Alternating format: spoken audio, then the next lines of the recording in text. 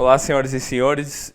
Hoje é dia 21 de agosto de 2020. Hoje é uma sexta-feira e está começando mais um Foda-se Cast. Meu nome é Daniel Vieira e seja bem-vindo à carruagem que vai te levar para mais um episódio, mais uma horinha de você ouvindo a minha linda voz. Caras, eu não quero mais fazer roteiro, eu não quero mais pensar em nada, eu só quero chegar, pegar meu microfone e falar. Cada semana eu decido um dia diferente pra fazer meu podcast, vocês já perceberam? Da primeira vez foi numa quarta, depois eu decidi gravar numa segunda, aí depois eu gravei num sábado e agora é sexta-feira. Por que eu tô fazendo isso? Eu não sei, eu acho que eu aproveito os momentos que eu tenho mais privacidade e que eu posso ficar falando sem pensar muito em como as pessoas que moram comigo vão reagir. Daí eu aproveito esse momento e apenas começo a falar, eu começo a soltar minha opinião, minha voz, sabe? E é isso, caras. Hoje é um dia chuvoso. Eu odeio dias chuvosos, parece que o mundo tá chorando. Ainda mais que a gente vive num lugar que exala muito carbono, é muita poeira, muita merda, aí a chuva fica ácida. Daí você vai tomar um banho de chuva e você fica com o olho ardendo e com a boca com gosto de óleo de cozinha. Daqueles que tu tem que despejar numa garrafinha, porque se você jogar na pia, você vai infectar mais de 1 milhão de litros de água. E eu lembro que quando eu era pequeno, eu não ligava de tomar banho de chuva, não. Eu apenas, sei lá, eu ia de short e ia lá tomar meu banho de chuva maravilhoso e gostoso. Quando a gente é criança, as coisas são mais legais. Parece que é porque a gente não pensa muito em como a vida é uma merda e como as coisas podem te ferir, te machucar, e você só vai. E aí, quanto mais você se arrisca, mais tu se fode, e daí tu vai chegando numa época em que seus hormônios estão aflorando no seu corpo, e daí as merdas que você faz começam a ter mais consequências, porque as pessoas esperam de você uma maturidade que geralmente você não tem, porque elas te colocam num rótulo, né, pra variar. Mas o meu ponto é que quando eu era criança eu gostava de várias coisas que hoje em dia eu não gosto. Eu não sei se é porque eu amadureci ou se é porque eu perdi a graça das coisas, ou se amadurecer é justamente tu perder a graça das coisas, o que é bem lógico pra falar a verdade, porque ser adulto é ser sem graça. Ser adulto é você engolir e falar, pô, bola pra frente. Eu não curto essa parada, porque eu quero fazer essa outra parada aqui, porque senão eu morro de fome. Mas às vezes você, mesmo sendo adulto, você quer continuar fazendo as coisas que tu gostava, né? Então eu acho que esse ponto não vale. Porque quando tu é adulto e tu vai fazer as coisas que tu gostava, tu fala, porra, isso não tem graça.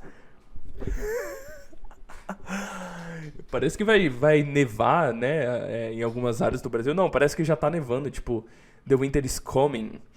A neve na terra Tupiniquim. Explosão Aurora nas terras do fogo brasilienses. Será que quando os portugueses saíram da Europa, todos aqueles países colonizadores saíram da Europa, eles pensaram que quando chegassem aqui no Brasil não iam encontrar esse frio desgraçado? Porque o frio ainda existe aqui, mas eu acho que o corpo deles está tão resistente ao frio que tanto faz, né? Mas eu queria pegar um desses colonizadores e trazer eles pra hoje em dia pra ver qual vai ser a reação deles, tipo, caralho, mano, olha isso, a miscigenação. Tipo, o Brasil é uma zona, é um mix, é um milkshake de raças de pessoas de várias de várias culturas e etnias que se misturaram e criaram a raça mulato, né? A gente tem a nossa escala demográfica? Escala demográfica, é essa a palavra? É essa a palavra, escala demográfica? A nossa demografia ela é muito variada. Tem asiáticos, africanos, índios. E aí quando vem uma pessoa sem estudo que quer defender uma bandeira e fala que o país é majoritariamente negro, eu fico bem decepcionado. Não é nem porque eles estão querendo impor a visão de igualdade racial, não é isso. É mais por eles quererem que a gente engula uma narrativa que não é cientificamente verdadeira. Não faz sentido. A gente é uma mistura de raças, a gente... Ah, foda-se, eu não quero... Eu não quero falar de assunto intelectual aqui, não. Eu só quero fazer piada, sabe? Eu já defini o que vai ser meu podcast. Eu demorei um mês. Desde o episódio piloto, lá no final de junho, que eu gravei o piloto, que ninguém nunca vai ver, porque eu só mandei pra umas 2 pessoas que são amigos próximos. Desde aquele dia eu venho pensando, porra, qual vai ser o tema do meu podcast? Porque um cara falando um monte de merda não tem graça. Tem um monte de canal de opinião baseada em bosta no YouTube que você pode ver. Eu não quero que meu canal seja baseado em ciência porque eu não tenho bagagem científica para tal, né? E o que me resta é falar merda e fazer graça. Então eu vou botar minha personalidade nisso. E quem quiser entrar, ó, vem comigo. Vem comigo. Só um momento que eu vou... tirei meu fone aqui, cara.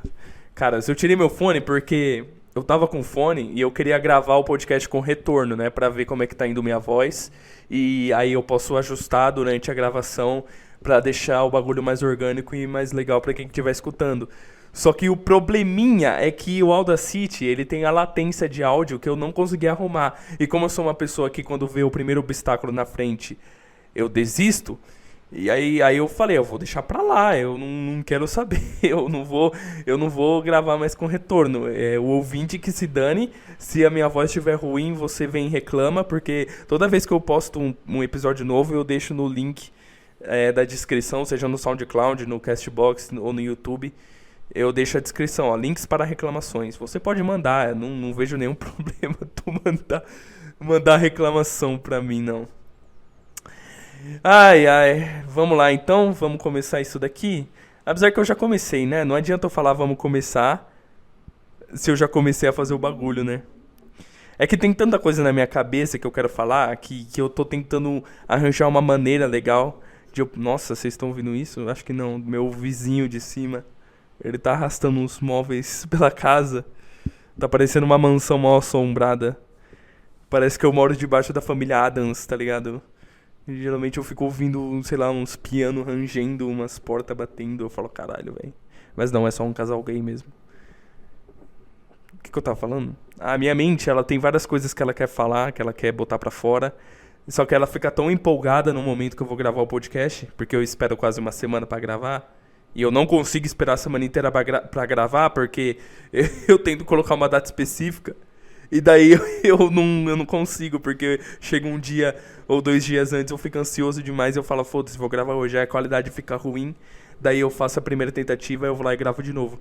Na maioria dos meus episódios você escuta, porra. Essa daqui é a minha segunda tentativa. Claro que é a minha segunda tentativa, porque a primeira eu fiz com emoção, eu fiz muito emocionado, daí ficou uma merda.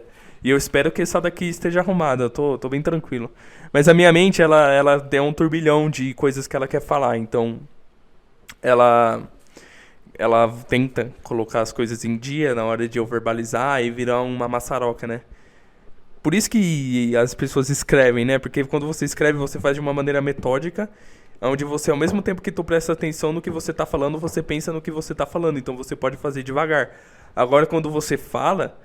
geralmente ainda em um podcast que você tem que focar só em falar, você não pode ficar tipo... o que eu quis dizer? Não, você não pode fazer isso. Então é uma preparação diferente, né? Agora quando tu escreve, você pode apagar, você pode digitar e você pode dar o backspace ali pra você poder corrigir o que você falou, né? Mas aí agora no podcast, aí fica diferente, né? Como eu acabei de falar. Interessante, né? Mas vamos lá, vamos falar sobre uns assuntos aqui que vem me destruindo, sabe? Na boca do estômago, que você pensa, eu vou ter que falar sobre isso. Daí como a quarentena impede de você sair com seus amigos num bar e você soltar isso pra eles, aí você tem que gravar um podcast, né? Aí você vai lá, faz o 5º episódio. A polêmica da semana, todo mundo já sabe, né? Eu não vou nem comentar os detalhes sobre isso, da menina de 10 anos, me fez refletir sobre uns negócios interessantes aqui, tipo... As pessoas, quando elas querem expor a opinião delas, elas não pensam geralmente no que elas estão falando. Elas pensam no que elas estão representando quando elas estão falando. Isso faz eu pensar que tudo que a gente faz é questão de status. Quando uma pessoa fala que a garotinha, ela tem que fazer o aborto, ela tá cagando pra saúde da menina. Isso é o que eu penso, porque ela expõe a opinião dela de forma tão arrogante, de forma tão agressiva, que às vezes tão copiada, parece um Ctrl-C, Ctrl-V, que eu penso... Eita porra, piscou a luz aqui, cara. Será que a energia vai cair? Será que a energia vai cair? Enfim, o que eu tava falando? A pessoa expõe de forma tão agressiva, mano, que eu acho que não tá vindo do coração dela, porque não é possível. Quando você pega um bando de pessoas que fazem parte de um grupo ideológico, de um grupo radical, e você coloca a argumentação deles, você não vê diferença na opinião delas em nenhum lugar. Então elas são apenas reprodutores, são apenas uma massa de manobra daquilo que elas querem colocar em pauta. Aí elas ficam repetindo em brado, repetindo de forma vociferada, de forma voraz, um monte de opinião que não tem fundamento nenhum. Mas como elas fazem parte de um grupinho que elas querem representar, elas querem manter o status daquele grupinho, porque é chique ser radical hoje em dia, então elas... Eu perdi o ponto? Elas fazem isso dessa maneira agressiva. Isso me frustra muito, porque eu não vou mostrar minha opinião aqui. Talvez alguma hora eu coloque. Geralmente nesses virei um zíper. O cara não consegue falar. Eu não vou colocar minha opinião nesses assuntos delicados por enquanto, porque eu não tenho autonomia, eu não me sinto confortável em falar o que eu penso. E se eu falar o que eu penso, eu vou dar um disclaimer antes, falar, pô, o posto tá falando merda. Preste atenção, eu não sou o detentor da razão. Mas essas pessoas falam como se elas fossem as detentoras da razão. E às vezes até ao lado que eu penso e falo, pô, legal, é o que eu falaria. Eles falam de um jeito tão agressivo e eles não pensam em contra-argumentar. Eles não pensam em colocar a verdade à tona. Eles não pensam em procurar um sentido comum no problema do status quo, que geralmente é o ônus da discussão. Não, eles só pensam em desmerecer o grupo oponente. Eles só pensam em criar argumentos espantalhosos, argumentos pífios, ad infinitum e etc. Pô, tá muito chato isso daqui, né? Mas eles só pensam em diminuir o outro grupo. Mano, e a integridade por exemplo, no caso da garota, a integridade dela, a integridade da família, e o médico, e todos os âmbitos que envolvem aquilo, os âmbitos sociológicos, antropológicos, biológicos, neurológicos, até linguísticos, porque isso vai afetar a forma como a garota se expressa, a forma como que a família dela se expressa, a forma que o tio dela vai se expressar, a forma que o julgamento vai ocorrer. Tipo, mano, é muitas facetas de uma coisa só, que você não pode exprimir tudo em uma opiniãozinha do Facebook, você jogar assim a céu aberto, sabe? Jogar o vento leva, jogar debaixo do rio, sabe? E esse é um assunto tão bad vibes, que eu não consigo nem fazer piada sobre isso, eu não consigo nem pensar, porque não é também saudável fazer uma piada sobre esse assunto. Eu posso zoar talvez as pessoas que opinam que nem um monte de imbecil em volta, sabe? Eles só vestem uma... É tipo um jogo de futebol, sabe? Mas enfim, porra, de papo chato, né? Do caralho. Ai, camisa de futebol. Isso dá mais fundamento. As pessoas só estão vivendo de status hoje em dia, elas... é o primeiro exemplo que vem à minha cabeça. Tipo, quando tu transa com uma garota bonita, geralmente, não tô falando, né?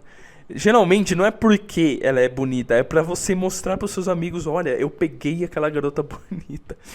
E eu usei esse exemplo de homem pra mulher porque geralmente é o oposto. Geralmente são as garotas que ficam com um cara fodão por status. Porque geralmente no mercado sexual, nossa, eu não queria usar esse termo. Geralmente na vida, geralmente na selva de pedra, geralmente na sociedade, são os homens que vão atrás das mulheres. Então, uma mulher tem vários homens à sua volta que querem penetrar nela. Falando de maneira direta, a gente sabe que é isso, né? Quando uma mulher vê um cara que ignora ela, quando uma mulher vê um cara que não sente atração por ela, quando ela vê um cara que é independente, vê um cara que foca em si mesmo, ela fica, porra, mano, por que esse cara não me quer? Aí o ego dela é fragilizado por causa disso. Daí ela pensa, porra, eu preciso ficar com este homem, porque além de eu estar atraído por ele, olha o quão foda eu vou ser, porque eu vou ter que lutar por isso. E aí quando ela consegue ficar com um cara desse status, ela se sente inflada, ela se sente muito boa mentalmente, emocionalmente. inconscientemente, porque as amiguinhas dela vão ver, caralho, você ficou com aquele cara gostosão e fodão que não liga pra você. E geralmente é assim também entre os homens, que às vezes no mercado sexual, vou usar esse termo, foda-se. Ah, caralho, caguei. Às vezes no mercado sexual, eu não consigo levar a sério esse termo, mas é o que meu cérebro, é o input que meu cérebro tem. É tipo uma linha de pensamento, daí tem um buraco e a linha de pensamento continua. E daí nesse buraco só surge uma palavra, né? É mercado sexual. É a palavra-chave que eu vou usar agora. E eu acho que eu vou botar de título nessa merda como funciona um mercado sexual. Porque é um assunto muito legal. Aí tá lá o homem no mercado sexual, ele geralmente só pega as meninas medianas que ele consegue pegar. E ele tem que fazer um puto esforço pra pegar uma mina que é muito gostosa. E essa mina gostosa tem no mínimo uns 300 caras chutando baixo em volta dela e querendo comer ela. Daí, quando ele consegue, entre esses 300 caras, um mínimo de atenção, ele já fica com o ego inflado e ele não quer desperdiçar esse peixe. Por que eu tô falando disso? Ah, por causa do status, né? Daí quando ele consegue, ele adquire um status. Tipo, porra, olha como eu sou foda. Você cria uma faceta que não muda nada na sua vida. Porque não basta só a experiência, o êxtase da experiência de você ficar com a mina. Basta também a experiência pós-foda que você vai contar pros seus amigos. Nossa, minha voz deu uma falhada agora, pós-foda? Basta a experiência pós-foda que você vai ter com aquela mina, de você lembrar daquele dia. Você não precisa, às vezes, nem contar pros seus amigos. Você só pensa, caralho, aquele dia foi foda. Daí tu se olha no espelho e você infla um pouco o teu ego, sabe? Olha quem voltou! Ah, dia frio é assim, mano. Não tem nem o que fazer. Eu não vou deixar de gravar por causa disso, tá? Desculpa. Desculpa. Se você acha que existe um design inteligente, então você vai ter que me perdoar, porque não faz sentido você criar um sistema respiratório que é unificado com o sistema digestório, DJ. Não faz sentido você criar um sistema respiratório que é aglutinado com o sistema digestivo, porque você pode engasgar e morrer sem ar. É bem inteligente. É do nada assim, ó. Seu corpo. Morri. Ou então você pode ficar com a cara toda cheia de catarro e com a garganta ruim por causa que você fica. Foda-se também. Eu acho que. Foda-se. Eu não tô nem aí. Voltei a esquecer o meu assunto principal, tá bom, guys? Eu tava falando de status, né? Mas eu tinha falado outra parada. Assim, você às vezes não precisa nem falar com seus amigos. Às vezes você se olha no espelho e você infla teu ego. E eu acho que isso se aplica em muitas partes da vida. Porque, porra, pensa comigo. Qual que é a diferença de tu fazer uma faculdade que seja renomada e uma faculdade que não é tão renomada? Levando em conta que o conteúdo geralmente é igual e às vezes depende só do aluno para ele se esforçar e poder ser inteligente na área dele, ser um cara que merece ter o diploma, ser um cara capacitado para exercer os conhecimentos que ele adquiriu naquela instituição. Partindo disso, qual a diferença de um cara desse fazendo uma faculdade na USP de letras, ou então um cara desse fazendo uma faculdade de letras na Unicamp, na Unifesp ou no Instituto Federal? Nenhuma, mano. Nenhuma. Mas o renome, o status de você estar na USP e o networking de você estar na USP vai ser muito melhor. Justamente por foda-se. E isso isso se aplica em tanta coisa. Tanta coisa. Na vestimenta, quando você é um CTO, um CEO de uma empresa, e você vai numa reunião vestindo bermuda e regata, você não tá exalando um status que às vezes você não tem. Você só tá sendo você mesmo. E não era isso que tinha que valer na sociedade? Parece que a sociedade ela cria uma conjectura, cria uma convenção em volta de algo, e ela vende a solução para isso. Justamente por foda-se, porque você ir do ponto A pro ponto B não vai ser lucrativo. Aí você tem que fazer com que o sistema fique rodando na base do status. Não basta só você ir lá e você apresentar a sua pauta para um monte de gente. Não, você tem que ter a linguística certa, você tem que ter a retórica certa, você tem que ter o vocabulário certo, você tem que ter a postura e você tem que até formatar o seu texto na apresentação de maneira certa, com a vestimenta certa, com os profissionais certos, com a pessoa certa que vai estar se assistindo, porque senão você não vai receber um papel que, um papel que representa que você sabe daquilo. Não basta só você saber na sua mente, porque tudo é baseado em status. Ai, caralho! Aí vai lá, mas tudo bem, eu não vou querer que o mundo mude, não. Eu entendo que tem muito charlatão por aí que... Na verdade, isso só abre mais oportunidade pro charlatão. Porque o charlatão, ele pode justamente por usar um status que ele não tem, usar uma roupa que ele não tem, imprimir um diploma que ele não tem, usar a conjectura e a dicção que ele não tem, pra poder fingir algo que ele não é. Então ele é charlatão. Então você cria uma convenção social pra evitar um charlatão e você só ajuda ele. Tipo, isso não faz o menor sentido. Tipo, tudo podia ser tão mais fácil. Se você chegasse pra pessoa e falasse: ah, porra, legal, tu é foda em português, tu é foda em matemática, me prova aí.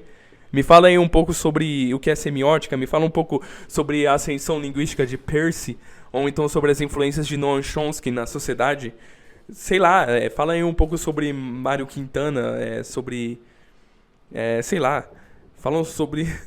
Aí o cara não vai saber, e não vai saber te responder, e aí tu vai provar que ele é um charlatão. Mas agora se tu vê um cara com uma boininha, um bigodão e um terninho, escrevendo um monte de coisa que ele decorou numa lousa, você vai falar: nossa, esse cara é um gênio.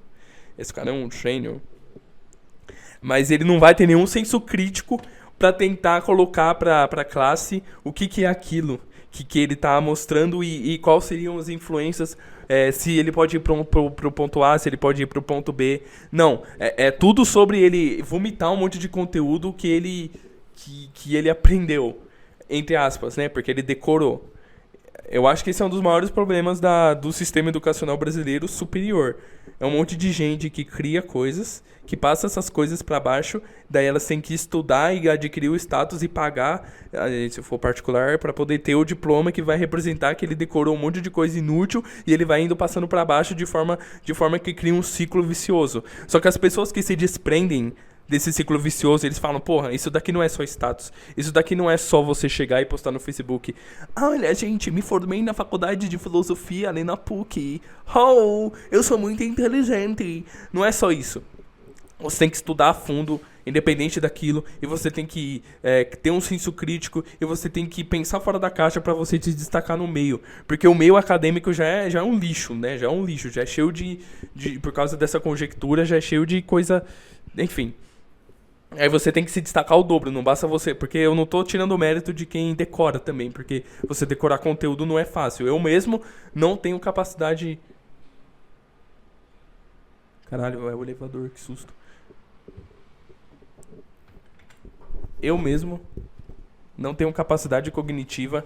Ou melhor, eu tenho, só não quero...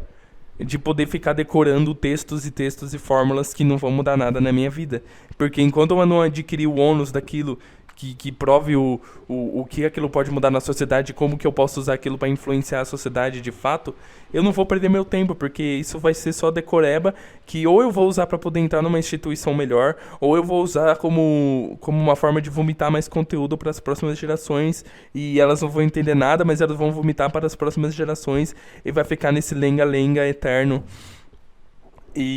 Mas o problema é que quando você sai dessa curva, quando você sai desse círculo, tu se vê perdido, porque primeiro você começa a ficar frustrado, porque você vê que tudo aquilo que tu decorou até agora foi uma bosta, não serviu de merda nenhuma, você joga fora, ou você tira tudo aquilo que é um pouco melhor daquilo e você aplica na sua forma de adquirir mais conhecimento crítico, adquirir mais logos, né, adquirir mais razão, ou de forma empírica ou de forma... tanto faz, mas você quer adquirir mais conhecimento, você vai se frustrando porque você vê que a partir do momento que você descobre que tudo é uma questão de ficar vomitando conhecimento para as gerações futuras, fica mais difícil de você encontrar mais conteúdo que fique fora dessa curva. Porque a maioria do conteúdo que você vai procurar na internet, ou em bibliotecas, ou em livros, vídeos e áudios, é tudo um monte de gente vomitando mais conteúdo, usando aquela mesma linguagem, aquela mesma conjectura, aquela mesma coisa de poder representar um status de algo que não muda porra nenhuma.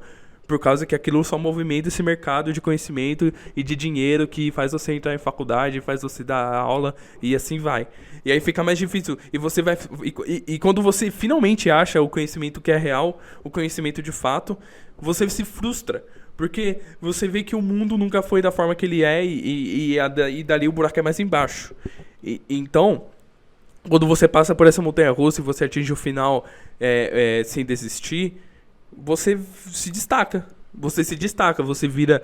E aí você tem duas opções. Ou você usa tudo isso a seu favor para poder revolucionar o mundo, ou você continua alimentando o status quo, porque a partir do momento que você sai da Matrix, você começa... Nossa, eu odeio usar esse termo, sair da Matrix, porque é muito clichê. Quando você pensa fora... Quando você sai da caixinha, quando você vê as coordenadas daquilo que você estava dentro...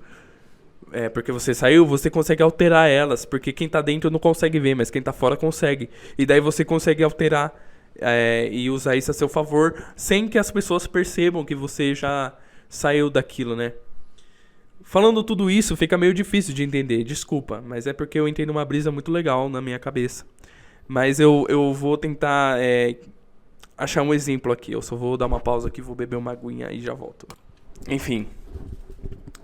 Eu lembrei de um exemplo muito ótimo que me incomoda muito, né? Que é o primeiro que me veio à cabeça nessa conjectura, que é a teoria de gênero e a gordofobia. Na verdade, são dois temas que surgiram na minha cabeça. Esses temas, eles não são de meu conhecimento acadêmico. Eu não sei se esse tipo de narrativa surgiu dentro de alguma cadeira de alguma universidade, se surgiu a partir de uma pesquisa, mas eu vejo ela sendo vomitada pela mídia e pelas redes sociais de maneira muito efetiva e que atinge as grandes massas e que aparece nas grandes mídias todos os dias, toda hora. É o tema do momento, todo mundo discute. E como que funciona esse ciclo? Em algum momento surgiu esse tipo de narrativa. Como é uma narrativa atribuída à pura emocionalidade, fica muito fácil de convencer. Porque a pessoa que toma aquele tipo de narrativa para si, ela pensa: nossa, como isso pode estar acontecendo? Existem pessoas se ferindo neste mundo por causa de jargões e de piadas e de olhares e de falta de acessibilidade. A pessoa, se ela for minimamente ignorante, ela vai olhar e ela vai pensar: bom, isso significa que gordofobia é ruim. Gordofobia é ruim, logo gordofobia é mal, logo deve ser combatido. Tipo... tá? É um jogo de palavras muito simples, é uma soma mental muito fácil de ser executada para qualquer pessoa que esteja vivendo na modernidade, que não pense com a própria cabeça. E daí ela começa a reproduzir. Ela começa a adquirir o mesmo vocabulário da pessoa que transmitiu. Às vezes ela nem sabe algum significado das palavras que elas estão reproduzindo. Eu não estou aqui em mãos algum texto que seja bom pra gente ver, mas eu vou pesquisar. Eu vou pesquisar.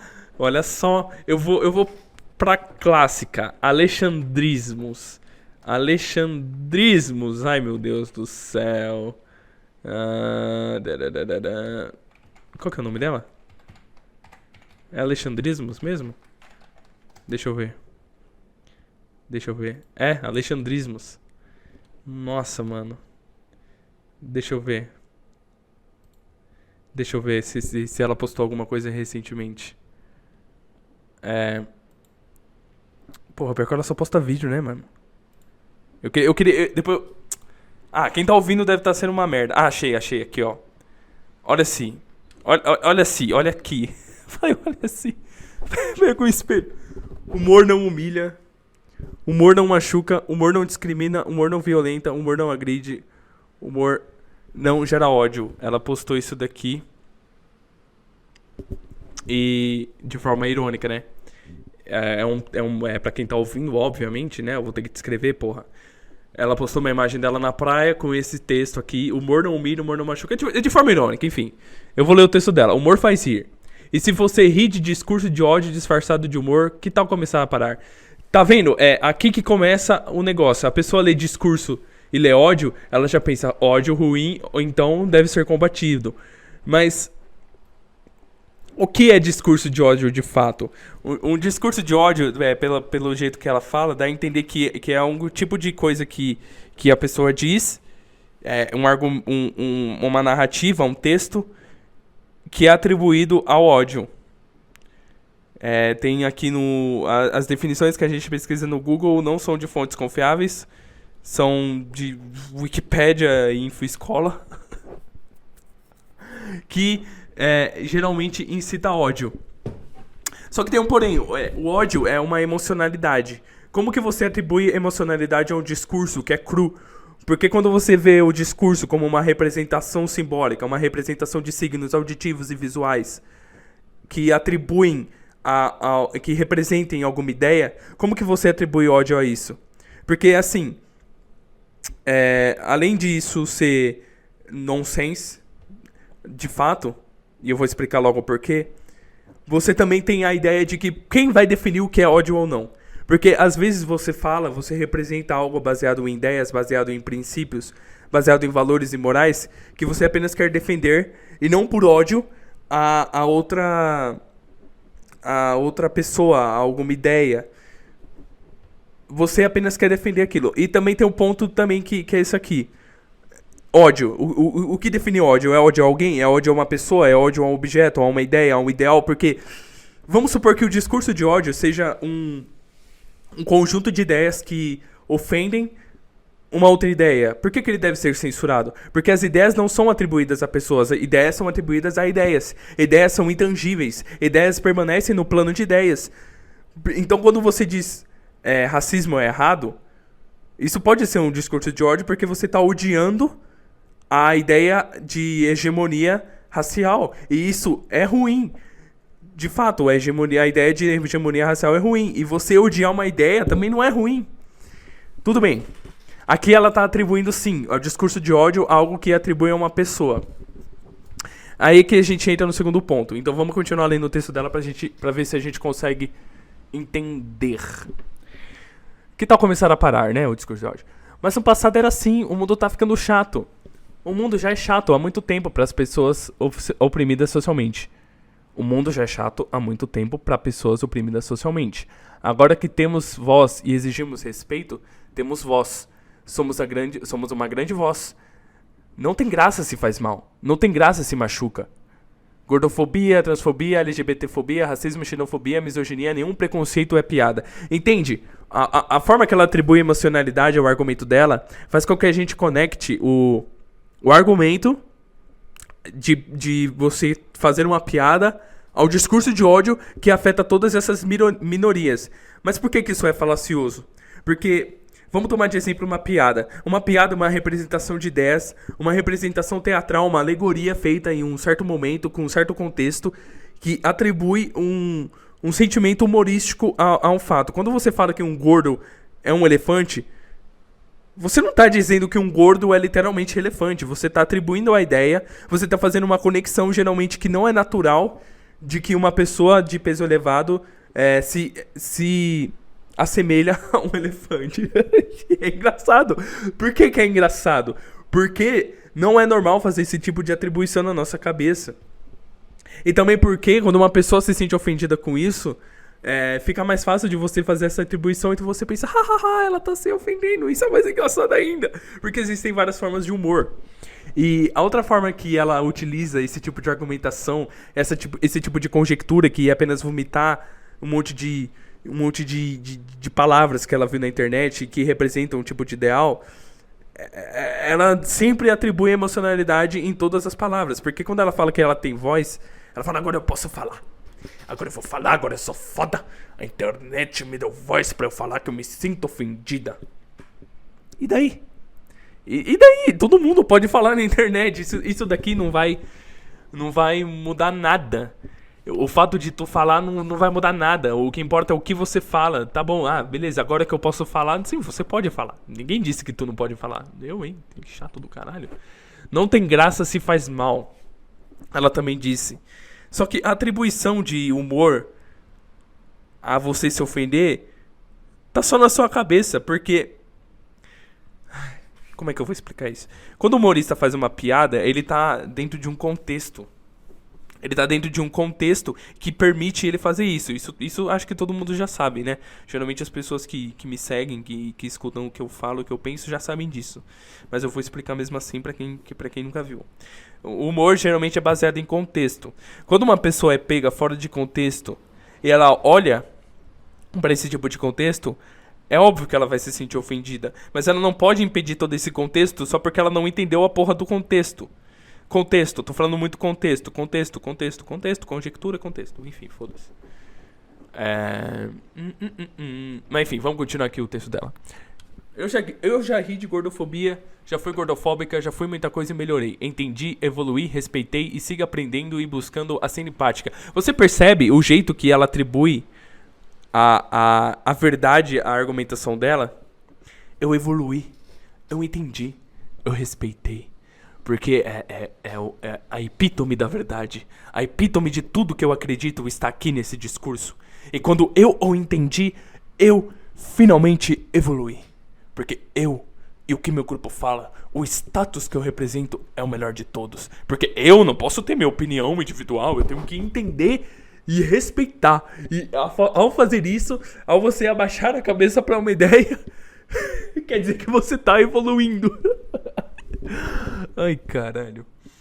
Todo mundo errou no passado, mas agora precisamos aprender e não reproduzir comportamentos opressores e discriminatórios. Sempre há tempo de melhorar. Sempre. Você entende? Você entende o que eu tô falando? E isso daqui, tudo bem. Isso daqui é um exemplo que não é atribuído ao conteúdo acadêmico que eu falei no início. Ao conteúdo escolástico. Mas quando tu pesquisa gordofobia no Google, vamos ver o que aparece. Gordofobia, nossa, isso que é... Revista Galileu. Olha isso, Hospital Oswaldo Cruz, Revista Galileu, Saúde. Ai, mano. Tipo, o status que é representado na sociedade com uma palavra bonitinha, gordofobia, olha, um termo técnico, social, antropológico, é atribuído à verdade de forma crua, rápida, voraz, de uma forma muito ríspida, porque ninguém tem coragem de chegar e perguntar por quê? Por quê? Por quê? Por quê? Mas tudo bem, eu espero que isso seja o exemplo de gordofobia, eu espero que seja só uma bolha. Eu espero que esse daqui seja só uma bolha. Eu espero que a bolha que a mídia criou e que vem criando na mente de todo mundo seja só uma bolha mesmo. Que o mundo não é assim, mas tudo bem. Isso é só um exemplo de como certos tipos de argumentações, certos tipos de ideias, certos tipos de narrativas, certos tipos de textos, eles apenas representam um ciclo vicioso em que o único ônus de prova... Ficou meio redundante, sei lá. O único bagulho que tem o alicerce pra poder manter aquela argumentação é pura emocionalidade. Porque é esse o combustível que vai gerando esse status. É esse combustível que vai gerando esse ciclo que continua e continua e continua. E todo mundo vai continuar a falar sobre isso. Porque é atribuída a emocionalidade. E é isso. É isso. O que me chateia é que quando você tenta abrir a boca pra falar sobre esse assunto, você é rechaçado, porque quando a emocionalidade é atribuída a um argumento que era pra ser sério, ele também, a emocionalidade também vai ser atribuída no momento em que você contra-argumentar, não por parte de quem contra-argumenta, e sim da parte de quem escuta a contra-argumentação, porque você vai falar, você é marxista, você não tem local de fala sobre este assunto, você não sabe o que a gente passa.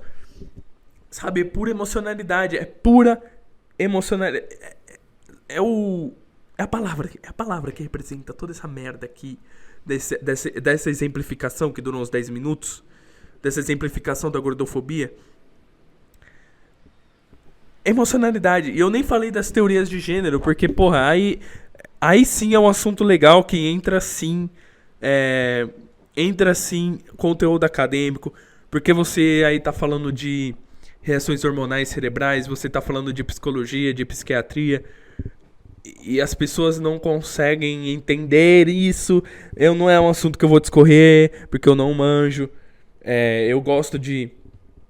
Quando eu dou a minha opinião sobre algo, eu gosto de analisar sobre o que eu tenho. E quando eu não tenho, eu não vou. Mas geralmente é atribuído à emocionalidade, porque quando você estuda quando você começa a perceber certos padrões linguísticos em argumentações baseadas em bosta, você começa a aplicar isso em algumas outras áreas e você vê e você vê que esse padrão se repete. Esse tipo de emocionalidade, tipo, evoluir.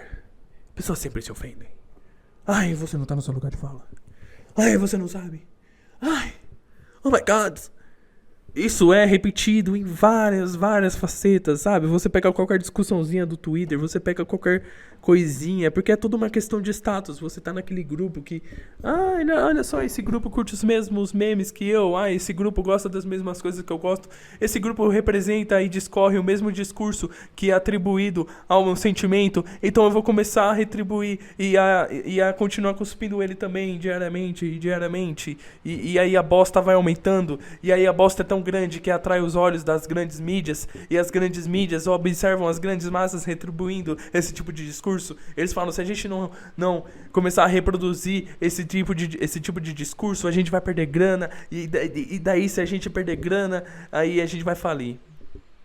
No fundo é o dinheiro que move mesmo, tá?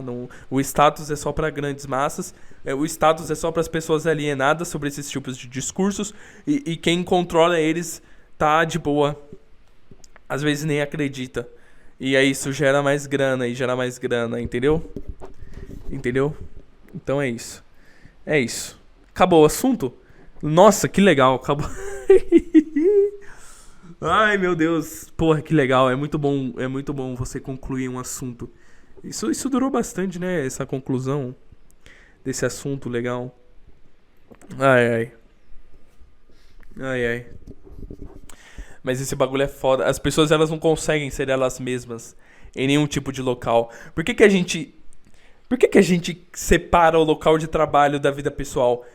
A gente entra a partir do momento que a gente bate o nosso dedinho pra marcar o ponto ali da nossa entrada na empresa, a gente se transforma numa outra pessoa? Por que a gente não consegue ser a gente mesmo? Por que a gente tem que falar de uma outra maneira? Parece que...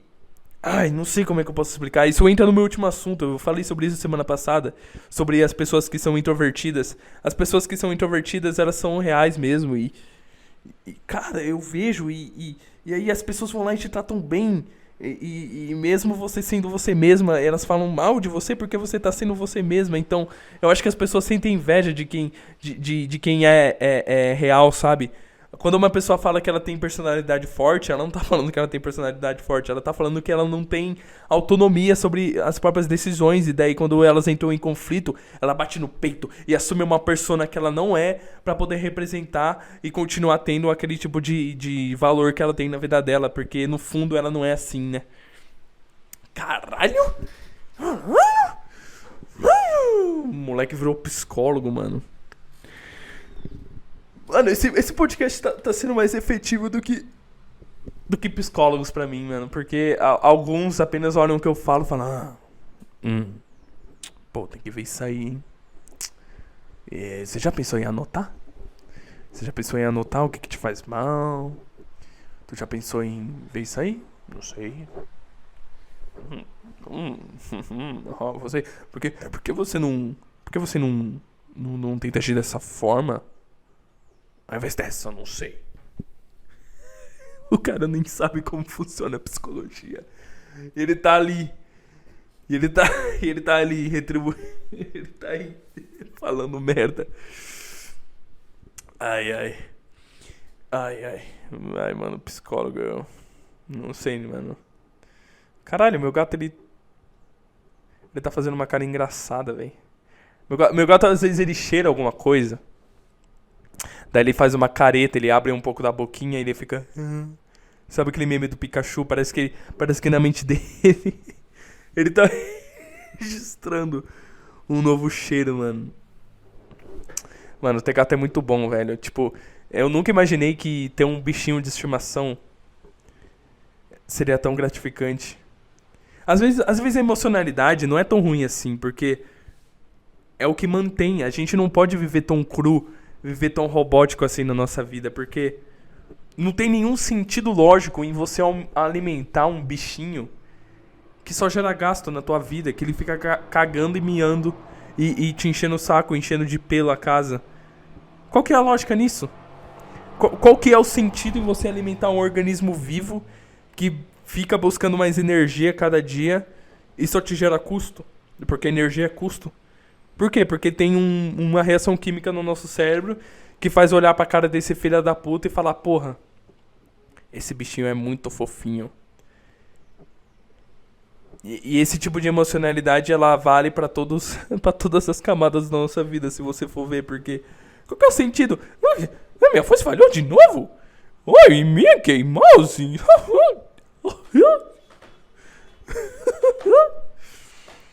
Porque ele tá arranhando meu sofá, velho.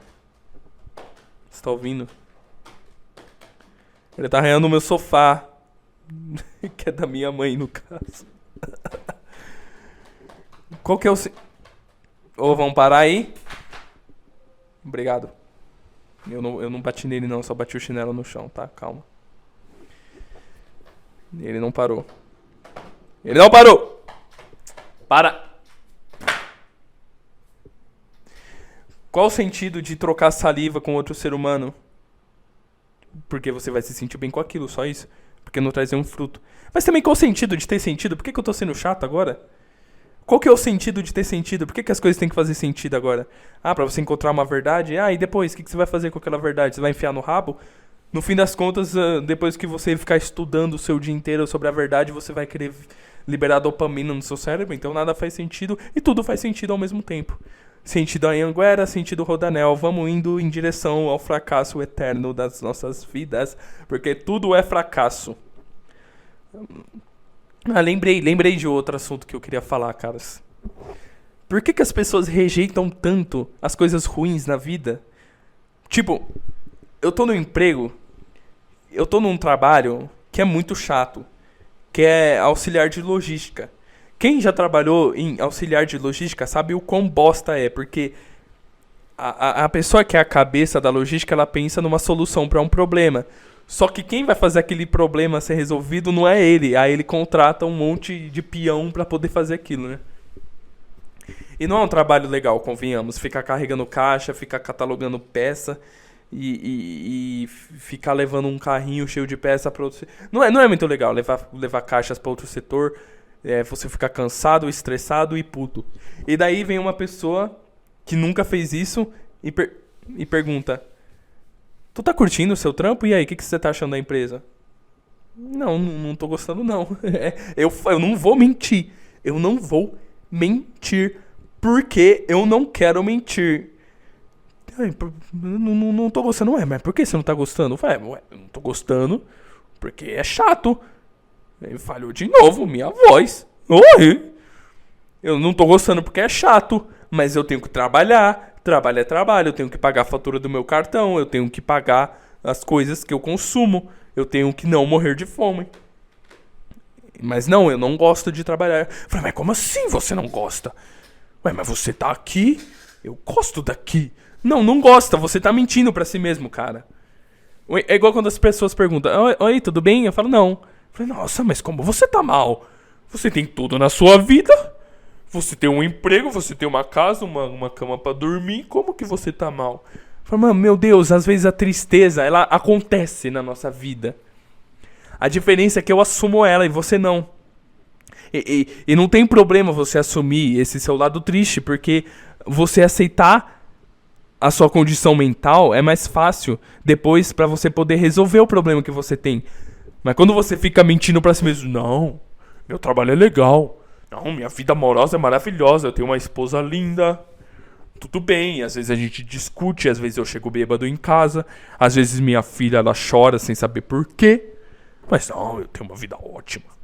Não, eu tenho uma vida ótima. São os planos de Deus na minha vida. São os planos de Deus na minha vida ótima. Por isso que acontecem coisas ruins. Porque são planos de Deus. Deixa pra lá. Pra que eu vou ficar sofrendo com isso? Sabe, por que as pessoas evitam tanto o sofrimento? Não tem problema você sofrer, porque às vezes é até mais fácil quando você não atribui sentido na causa. Quando você não atribui sentido no que você está sentindo, fica mais fácil de você não sentir. E para você atribuir não sentido ao sentimento, você tem que pensar e aceitar aquilo sentimento. Então você chega pra pessoa e fala... A pessoa chega e você pergunta, por que você tá mal? Porque isso, porque você pensou naquilo. E aí fica mais fácil. Mas as pessoas, elas não aceitam, elas te olham torto. Elas falam, nossa, ele não tá gostando do trampo, não. Não tá gostando do trampo, não.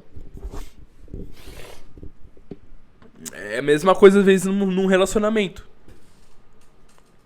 Ah, você tá bem? Tô sim.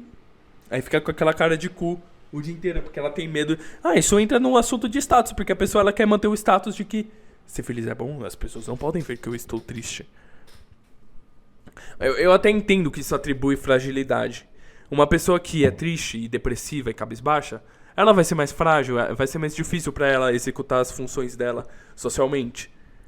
Mas, talvez a pessoa que está triste e depressiva, ela não consegue fazer as coisas da vida por causa disso. Ela tá triste e depressiva porque ela não consegue fazer as coisas da vida, talvez, né? Talvez pode ser isso, mas tudo bem, não é o ponto aqui.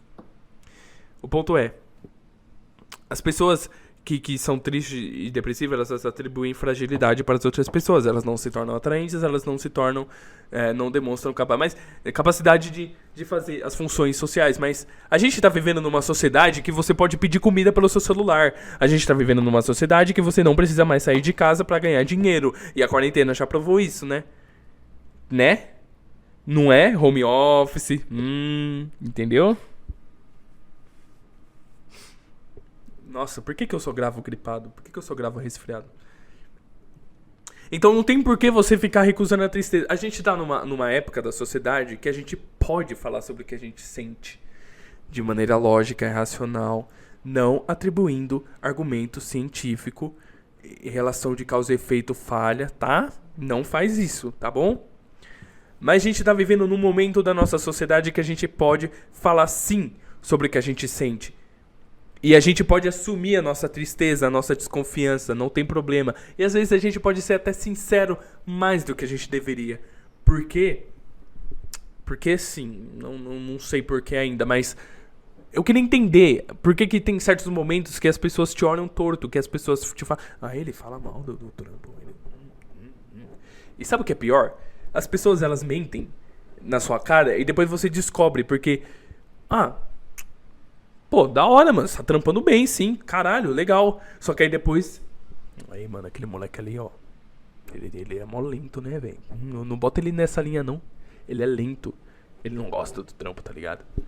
A pessoa acha também que só porque uma pessoa não gosta do trabalho que ela faz, ela vai fazer mal. Só que existe uma coisa chamada responsabilidade e obrigação. Se algum dia eu tenho uma empresa de logística ainda por cima, e eu contratar uma dezena de funcionários, eu vou chamar eles na integração e vou falar... Eu sei que vocês não querem estar aqui. Eu também não quero estar aqui. Eu sei que o trabalho de vocês vai ser chato. Mas, por favor, tenham a responsabilidade e a obrigação de poder pelo menos fazê-lo. Tenham a obrigação, tenham o profissionalismo, tenham a motivação, não.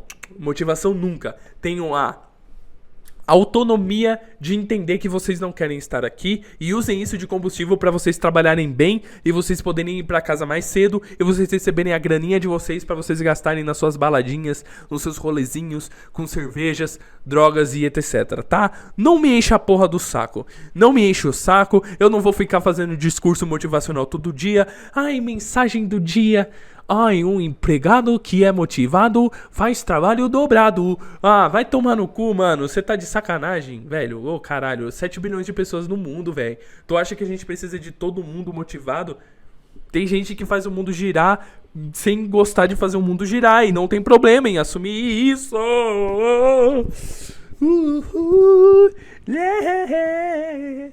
Ai, que merda, cara.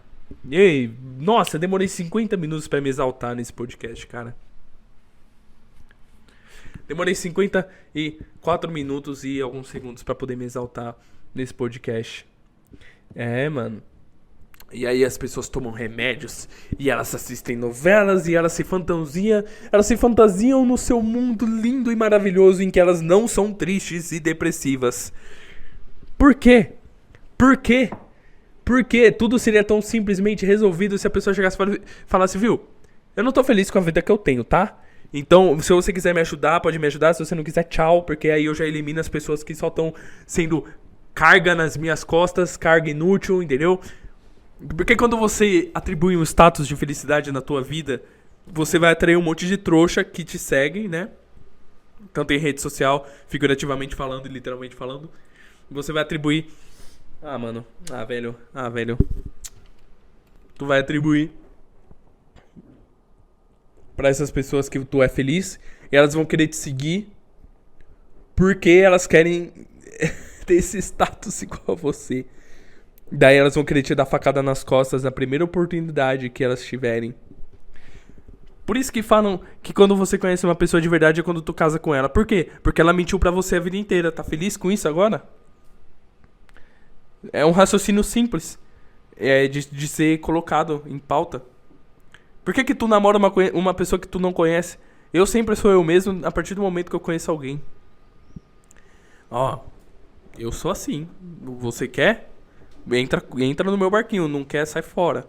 Porque eu não quero navegar mais de 1000 quilômetros contigo no meu barco pra depois tu furar ele e falar que não era o que você pensava. E vice-versa, eu também não quero achar que tu é alguém pra chegar lá na frente e você não ser a pessoa que eu quero e eu ter que te empurrar do meu barco, tá bom? Nossa, que bad vibes do caralho. Ai, mano. Mas pior, velho, o pior, mano, de tudo isso que eu tô falando é que antigamente, quando as pessoas eram mais conservadas, não no sentido de conservar valores e morais, e sim de conservar apenas pra sua família e pra dentro de si o que você pensa. Naquela época, os casamentos eram mais duradouros porque era tanto status pra ser representado socialmente que a pessoa literalmente sangrava pelos olhos. Literalmente não. A pessoa basicamente sangrava pelos olhos e tirava leite de pedra pra poder representar uma família que ela não possuía. E ela era mais duradoura. Mas sabe por que isso acontecia antigamente? Porque você podia sair na rua e morrer de qualquer doença. Você podia sair na rua e um bicho podia te devorar. Você podia sair na rua e morrer porque alguém ia te matar, porque eram tempos mais difíceis. Então, quando você atribui uma certa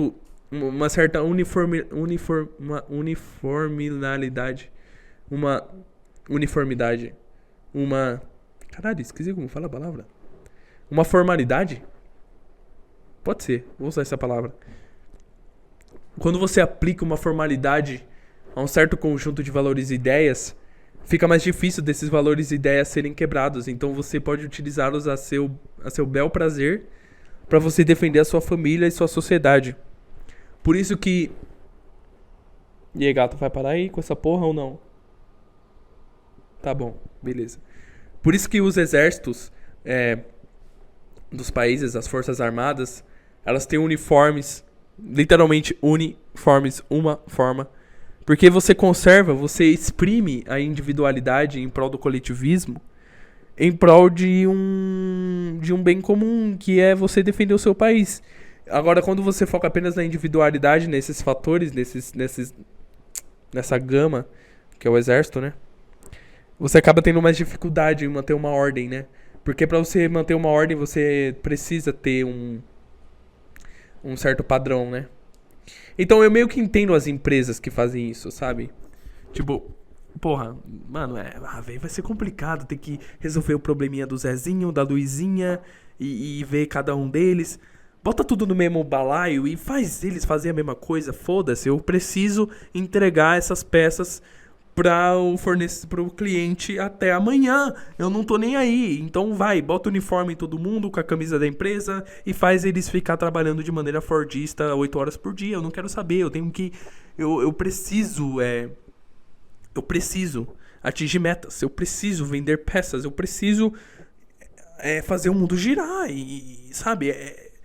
Só que, caralho, esse tipo de uniformidade, porra de palavra, esse tipo de formalidade não faz sentido em certos âmbitos, cara. Tipo, não faz sentido em âmbitos sociais. Pra que você vai querer representar um status? O que vai te trazer bem? Será que você quer se dar bem no seu círculozinho? Será que você quer apenas desprezar outra pessoa? Esse tipo de formalidade, esse tipo de supressão individual não faz sentido. Nossa, eu lembrei de um exemplo clássico que eu pensei esses dias. Desde moleque, quando eu comecei a ter contato com músicas que não eram de meu agrado, tipo funk e etc., eu percebia, caralho, essas músicas, elas falam de uma maneira metalinguística sobre o que eles estão fazendo. São músicas sobre transar, ou músicas sobre músicas de uma balada que fala sobre transar, tipo, a mina rebola a bunda na dança. A mina rebola a bunda numa dança que fala sobre uma mina rebolar a bunda numa dança sobre uma mina que fala sobre rebolar a bunda numa dança. Entendeu como é que é o ciclo vicioso? Então as pessoas que consomem esse tipo de música gastam dinheiro com roupas e roupas só. Roupas e shows e criam um vocabulário ou se atribuem a uma gíria específica. Elas estão fazendo isso pra tentar viver o que a música tá falando, ou então que os filmes, ou então que os livros não, porque funkeiro não lê.